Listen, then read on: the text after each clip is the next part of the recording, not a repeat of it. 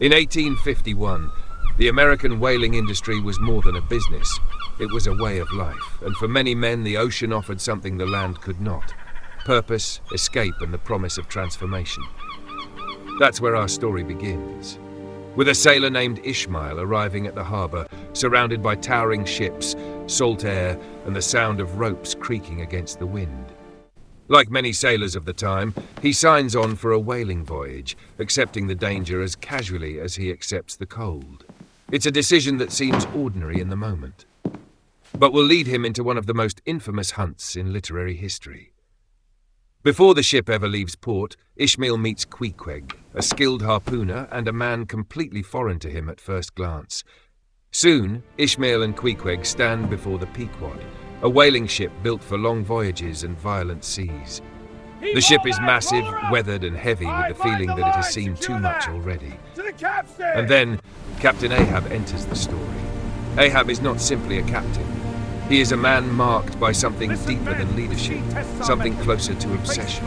Captain Ahab gathers the crew and holds up a gleaming piece of gold, letting it catch the light like a promise or a curse. He declares that the first sailor to spot the great white whale and cry out Moby Dick's position will be rewarded with that coin to be found. Then come the warning signs. The sea grows unnaturally calm, the sky darkens, the crew becomes uneasy, and finally, the moment arrives. Moby Dick is spotted. Ahab gives the order and the chase begins. The Pequod surges forward. Whaling boats are launched into violent waters, and the men row with desperation, pulled forward by Ahab's obsession. But Moby Dick does not behave like a normal whale. He does not simply flee. He turns, he fights back. The final battle is chaos. Boats are shattered, men are thrown into the sea. The water becomes a storm of foam, wreckage, and panic. And at the center of it all stands Ahab, determined, furious, and blind to everything except the whale.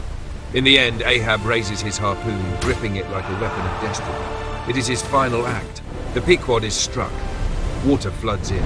The great vessel tilts, creaks, and finally sinks beneath the waves, taking almost everyone with it. The ocean, indifferent and unstoppable, claims the ship as if it were nothing more than driftwood. And then, silence. In the aftermath, only Ishmael remains. Floating alone, surrounded by emptiness, he clings to a piece of wreckage, the only thing keeping him alive. A rescue ship eventually appears on the horizon, and Ishmael is saved. And that is the lasting power of Moby Dick.